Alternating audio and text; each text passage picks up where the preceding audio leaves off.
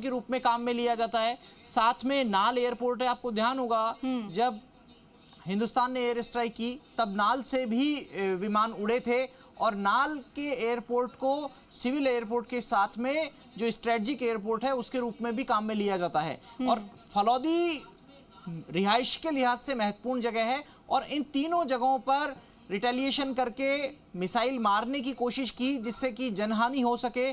कुछ जगह सेना के ठिकानों को टारगेट करने की कोशिश की। आप लगातार देखिए, जब से भारतीय सेना ने प्रेस कॉन्फ्रेंस की है, जब से सोफिया कुरैशी, व्योमिका सिंह और विक्रम मिस्त्री ने प्रेस कॉन्फ्रेंस की, उन्होंने एक बात साफ कही कि जो आतंकी ठिकाने थे वहां पर इंडियन एयरफोर्स ने एयर स्ट्राइक की है और किसी भी आम जन के ठिकाने को, आम जन की रिहाइश को निशाना नहीं बनाया गया है। बॉर्डर रोड ऑर्गेनाइजेशन के प्रोग्राम में जब रक्षा मंत्री राजनाथ सिंह कह रहे थे तब उन्होंने भी यही कहा कि जिस तरह हनुमान जी अशोक वाटिका गए और उन्होंने केवल उन्हीं को मारा जिन राक्षसों ने हनुमान जी को मारा, उन्होंने इस बात का जिक्र किया। और उसी तरीके से जिन आतंकियों ने हिंदुस्तान में अलग अलग समय, चाहे अमरनाथ जाने वाले बस यात्रियों पर हमले की बात हो या पुलवामा का अटैक हो, कसाब की या डेविड हेडली की ट्रेनिंग की बात हो, जो हिंदुस्तान में आतंकवादी अटैक हुए उनमें जो ट्रेन हुए आतंकी थे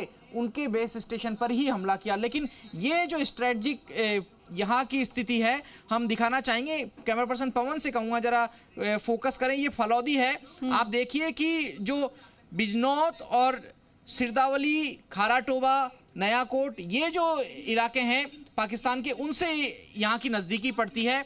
इसके साथ में जो बीकानेर है, ये तीनों एक लाइन में बैठते हैं और बीकानेर जो है, बीकानेर से बहुत नज़दीक यहाँ का नाल एयरपोर्ट है।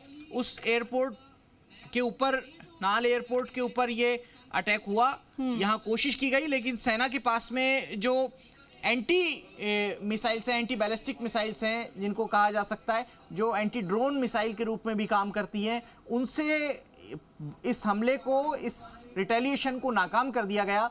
आप देखिए कि दुनिया के देश कुछ आ रहे हैं, मध्यस्थता भी करना चाहते हैं। ईरान के विदेश मंत्री ने भारत के विदेश मंत्री एस जयशंकर से बातचीत की, मध्यस्थता की बातचीत की, शांति की बातचीत की और एस जयशंकर ने साफ शब्दों में कह दिया कि भारत शांति चाहता है और शांति के लिए ये ऑपरेटिव एक्शन था। ये बर्स्ट फायर या ब्लाइंड ऑपरेशन नहीं था, ये ऑपरेटिव सर्जरी थी। पर्टिकुलर जगह पर जहां आतंकी ठिकाने थे वहां एक्शन हुआ है।